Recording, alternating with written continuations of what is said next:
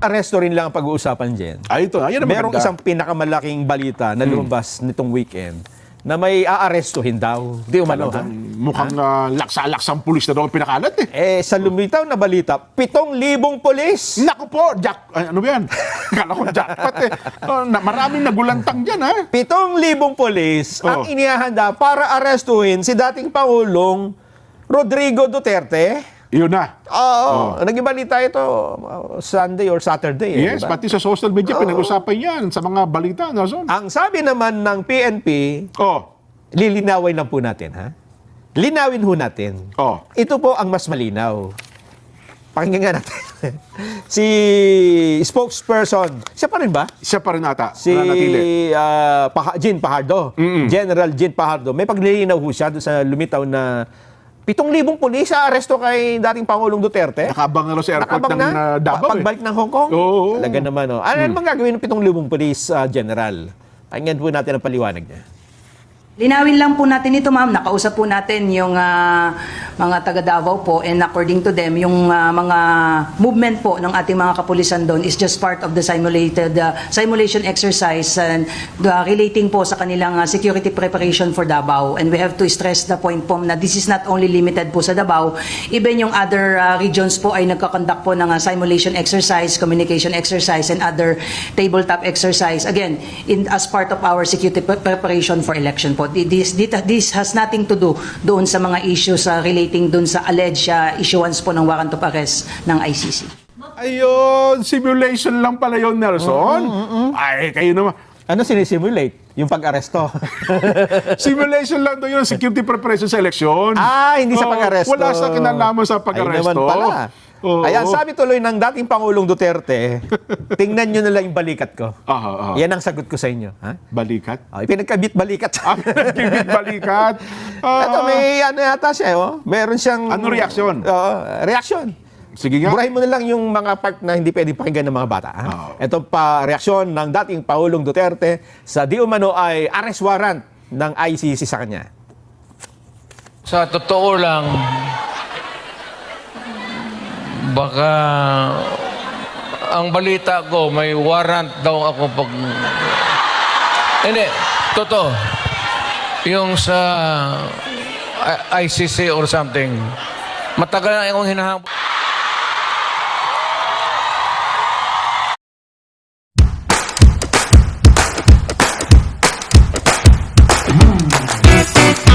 Something. Matagal na akong hinahabol.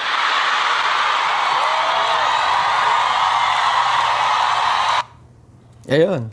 Yan. Itong event na ito ay sa Hong Kong. Hong Kong. At ang katunayan, yung pagpunta nila sa Hong Kong, nabalita pa, Nelson, na ito daw ay pagtakas ng Pangulong Duterte kasama si VP Inday. Kaya sila pumunta ng Hong Kong. Ito matakas sa warrant of arrest. Dahil palabas na din ng Sabado din. Na-inisyo nga ng ICC. Yun. Gaya niya, Hong Kong, isa bahagi ng China yan eh. Di ba? Kaya sila pumunta ron para ho sila ay tumakas kung magkakaroon man ng pag-aresto. Dahil ang kanilang gustong gawing sa kwento, dahil yan ay China, kukop-kopin ng China. Parang ganun ang dating Pangulo. Parang bibigyan ng asylum. Ganun. Nako. Ang bali ba, ang nakadagdag pa ng gatong, Nelson, sa usaping ito, ay ang dating presidential spokesperson Harry Roque. Bakit? Si Secretary Harry Roque nagsabing sa kanyang mga pagtatanong daw at impormasyong nakalap, totoo nga raw na meron ding warrant of arrest na inisyo nga ang ICC laban sa dating Pangulong Rodrigo Duterte. Ano ha? Meron ba tayong voice clip nun? Ni Secretary? Wala. Ano ha? Pero yun ang kanya, nag-vlog siya eh. At kinukumpirma nga na sinasabing meron daw pong arrest warrant ang dating Pangulong Rodrigo Duterte. Kaya tuloy, lalong uminit ang usaping ito sapagkat mga kapanalig na po ng dating Pangulong Duterte nagsalita na talagang may warrant of arrest laban sa kanya. Kaya tuloy nag-react ang Malacanang, nag-react din po ang ilan pang mga opisyal. Si Secretary J. Ruiz, ano ba sabi niya? Mukhang wala naman silang natatanggap na balita, pero kung ganun pa man, sabi niya, nakahanda sila makipag-ugnayan sa mga ahensya ng pamahalaan kung talagang meron pong warrant of arrest laban sa dating Pangulo. Di ko lang alam, meron ka bang ano dyan? Kung ano naman naging reaction ng ating Palace Press Officer? Teka muna, ha? Meron ba? Tiningnan ko muna itong post ni Harry Roque. Ayan. Sige. Oo. Pero ang kanyang sabi dito, as of 9:47 a.m., March 10, Ngayong araw? Kanina umaga. Oo. Nag-check po ako sa database ng Interpol. Wala pong red notice alert si PRRD. In any case, kung meron man, hindi po iyon international warrant of arrest. Batas Pilipinas pa rin ang basehan kung susundin ang red notice na yan. Oo. So, sinasabi niya na wala rin naman. Wala siyang Pero yan ano, ngayong araw na yan. Nelson, Oo. adjust na yan. Meron ba siyang sinabi? Meron pa siyang, nung isang araw parang Sabado. Sabado, 2 days ago. Alam ko meron siyang nag-vlog sa tungkol doon eh. Kung hindi Nag-live ako siya? nagkakamali, ay Sabado o Linggo basta ito na nakalipas na. Pinapanood ko pa nung isang araw eh. Habang ako ay pahila-hilata sa bahay eh. Nakadagdag na, sabi ko sa'yo, nakadagdag tuloy sa mga pangamba ng ating kababayan na talagang mukhang seryoso na ipa-arresto nga at meron ngang warrant of arrest. Baka binasa lang niya yung naunang pahayag ng palasyo. May mga reactions din siya na sinabi. Hindi ko lang maalala. Pero anyway, wala na ba dyan? Sa Wala kanyang mga statement? Wala nakalagay. Para kung di ako nagkakamali, Sabado o Linggo, yung kanyang live na vlog ukol sa bagay na yan. Well, at nag-react din. Yun nga, sabi natin, ang ilan pa pong ahensya ng ating pamahalaan. Pero, doon daw mismo sa website ng ICC, Nelson, ay wala naman sinasabi. Wala nga. Pati Malacanang, sinabi nila na Wala eh. wala pa silang konfirmasyon. Ayun na nga, wala din confirmation. Tapos meron isang abogado, hindi ko maalala pangalan, na nagsabing hindi naman obligasyon ng ICC na i-post sa kanilang website kung meron ng arrest warrant sa dating Pangulo. Oo. Parang hindi naman daw nila practice yun. Oo. Pero napapabalita yan. O yun na nga, napapabalita. Oo. Kasi ang tayo naman kasi, ewan ko, kung ang iba may contact ba sa ICC, na para sabihin, ilabas. Ang ibang source lang natin talaga doon sa website ng ICC. Pero pag sinek mo kasi, wala namang ipinost. Ang sabi naman ng mga ibang nakakaintindi, hindi naman obligasyon ng ICC na i-post kung meron ng arrest warrant laban sa dating Pangulong Duterte. Pero natatandaan mo, Jen, may Oo. warrant of arrest din ng ang Israeli Prime Minister. Si Benjamin Netanyahu. Sa ICC din, di ba? Oo. Mula na ilabas nila, hindi naman nila ma-arrest. Yun na nga. Alam mo, pati yata si Putin, may arrest warrant Meron din, di ba? Oo. Ewan ko lang kung paano nga nila ipapa-arresto. Si Putin yan, ha? Pati mga bata, mga sipunin nga, eh. Hindi rin nila ma-arrest. Kasi hanggang ngayon po, nananatili na wala nang jurisdiction, Nelson, ang ICC sa Pilipinas. Hindi na po kasi tayo miyembro ng Rome Statute na yan. Kung halimbawa man, ito, mayroon pong legal na pagtatalo, usaping legal. Kung halimbawa nagpalabas ng warrant of arrest ang ICC laban sa dating halimbawa lang, Nelson, ha? Sino ang mag-i-implement ng batas? Kung halimbawa, ipinadala ang kopya sa Pilipinas. Sino mag-aaresto? Oo. Magpapatupad, ano? Ang Interpol ba ay pwedeng makialam dito? Mukhang, aywan ko, hindi naman naatasan ng ICC ang International Police. Di ba? Kung halimbawa ibigay yan sa gobyerno ng Pilipinas, ang pulis ba natin, ang NBI ba natin, ang sundalo ba natin ay aakto? Gagawa ba ng kaparaanan para arestuhin kung sino man ang pina-aresto ng ICC? Ay hindi na nga tayo miyembro sa kanila? At eto pa, Jen. Oo. Kapag ka umakto ang pamahalaang Pilipinas Yan, sa oo. atas o kagustuhan ng ICC, Yan. pagagalitan sila ni US President Donald Trump. Nako. Kasi ang sabi ni Donald Trump, hoy ICC, huwag mong pakialaman yung Amerika at yung mga kaalyado namin. Oho. Ang tinutukoy niya unang-una dito si Benjamin Netanyahu. Ng Israel. di ba? Yes, oo. Pilipinas, Jen. Oo. Former president na naging kahuntahan din niya. Sabi niya, my friend Oo. Rodrigo Duterte. Pagka ito ay inaktuhan ng kung sino man, ay baka hindi rin mapigil ni Donald Trump ang anumang kanyang gustong gawin, di ba? Sa ICC? Oo. O kaya para wag maipatupad diyang warrant of, kung meron man. Kung di ba? meron man. At kung meron man sila, kasi talagang matagal na lumalabas sa balita na yan, Nelson, eh. Pero ako gusto kong suy-suyin talaga, Kanino ba nag-originate ang balitang ito? Ayun nga. Hanggang ngayon, hindi ko Kasi tinitingnan ko din, wala Oo, naman eh. Wala akong makita eh. Sino ba talaga? Kasi nung Biyernes, maghapon, parang wala namang ganyan balita eh.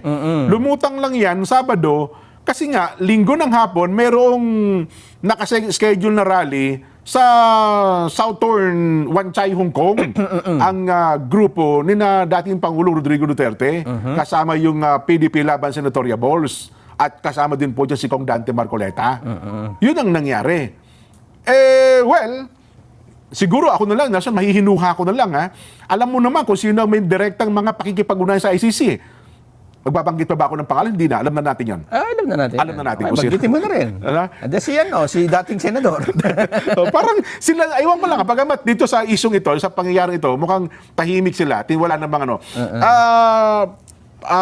In fairness, sa pangyayaring ito, hindi po sa usapin ng Bongbong or Duterte, sa pagpalabas niyo po ng ganitong issue, aywan ko lang nga, siguro sa mga nagpapalutang nito, Nelson, i-reassess niyo ha, ito, honest to goodness opinion lang, Nelson ha, i-reassess niyo po, kasi ako, ang basa ko, habang pinalalabas niyo po itong warrant of arrest ng ICC laban sa dating Pangulong Duterte, ay mukhang nakakakuha pa po ng simpatya. Nelson, ito again ha, honest to goodness opinion ko lamang po ito. Sa halip po na mukhang makasama sa dating Pangulong Duterte, ay mukhang nakakakuha pa po siya ng simpatya. Hindi man siguro sa lahat, kundi sa marami nating kababayan habang pinalalabas niyo po ang usaping ito. Nelson. Oo. Kaya kung ako po, again, suggestion natin, sa mga nagpapalutang po na usaping ito, i-reassess nyo po ano ang sitwasyon. Kapag pinalulutang nyo po ang mga isyong ito, ay nagiging negatibo pa sa dating Pangulong Duterte, o baka po nakatutulong kayo para lalo pong sumikat yung tao at makinabang ang kanyang partido. Palagay mo, Nelson, bilang isang propagandista at isang Malamang sila rin ang nagpalabas. analyst. Baka sila rin ang nagpalabas. Si Duterte. Para pabor sa kanila. Ako sa tingin ko. Kung papabor sa akin, di ba? Oo. Ilabas natin. Ganon?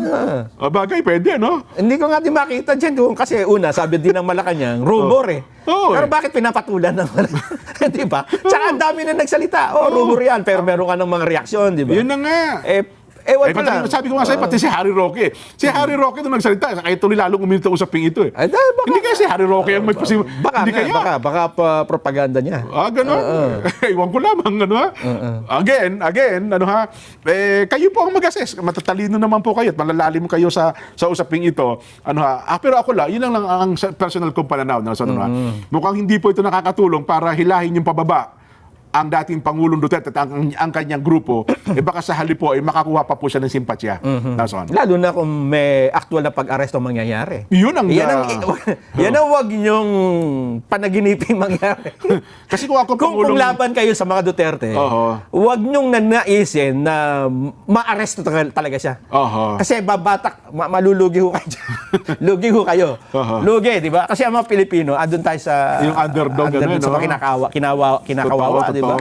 Baka makinabang yun, yung Lucky Nine. Oo. Di ba? Baka mag-number 1 pa yung si Philip Salvador. I-reassess nyo po. Baka makalipas ang May 12 elections, Senador Philip Salvador. kung gagawin nyo po yan. Nangingiti po kami, pero seryoso po yung bagay na yan. Kasi Jen, ito naman alam nyo na, lalo na yung mga medyo may edad na, sa eleksyon sa Pilipinas, kung sino yung pinakahuling kinawawa o pinaiyak, siya yung nananalo. Totoo. Diba? Umiyak si Cory, namatay si Noynoy. Namatay si Noynoy, umiyak. Tama. Parang ano siya, di ba? Kasi yun ang talaga ugaling Pilipino. Si Noynoy din, namatay yung kanyang ina. Di ba? Ang kandidato nila, si Marojas eh. Oo nga, diba? oo. Ayun, siya nanalo. Totoo. Rodrigo Duterte, kinawawa, di ba? No, 3% ha? Isang buwan pa ang eleksyon. Sa survey, lagi siya kawawa eh. Yes. Lagi siya nasa huli. At sa mga kwentuhan, laging, di ba? Hindi siya kasama sa usap. Sa lahat ng survey noon, 3% lang ang dating Pangulong Duterte. Parang nakikita yung Marcoleta dyan eh. Ganun? Laging wala sa survey, di ba? Kinakawawa talaga eh. Hindi ba? Totoo. Baka magulat po tayo pagkadating ng eleksyon. Kasi alam mo, Nelson, tayo naman biblically. Oho. Kasi kung ikaw ay simula pa lang, nandun ka na sa taas, baka manghawak ka sa sarili mong kakayahan. Tama No? naman, oo. Kapag ka nandun ka sa baba at sa tingin mo, ang pangahawakan mo yung nasa taas. Yun. Di ba? Alam mo naman tayo. Yun nga. Ay, nako. Pero ang ating Vox Populi ngayon, simple lang. Yaman din lamang na pag-usapan natin itong ICC, warrant of arrest sa dating Pangulong Duterte. Sabi ng Pangulong Duterte, anong sabi niya? Pinagkikibit balikat lang yan. Hindi na masyadong pinansin. Yung statement niya, apaka-ikli, di ba? Wala pang halos, tapos yun lang, wala na iba. Kasi nga doon sa, naalala ko, yung sa vlog nga raw ni Secretary Harry Roque, tinawagan pa nga raw siya ng dating Pangulong Duterte. Sabi ni Secretary Roque, tinawagan nga ako ng Pangulong Duterte, tinatanong ko, may warrant of arrest daw ako sa ICC, totoo ba ito? Parang siya pa tinatanong Kasi di ba si Harry Roque ay isang international lawyer yan di ba? Pero hanggang ngayon po, sa ang latest vlog ni Atty. Roque, Wala. March 10 ngayon, ngayong umaga, Sinek niya yung red notice sa Interpol. wala naman. Kaya ang ating tanong po ay ganito, dapat bang seryosohin ang napabalitang paglalabas ng arrest warrant ng ICC laban kay dating Pangulong Duterte?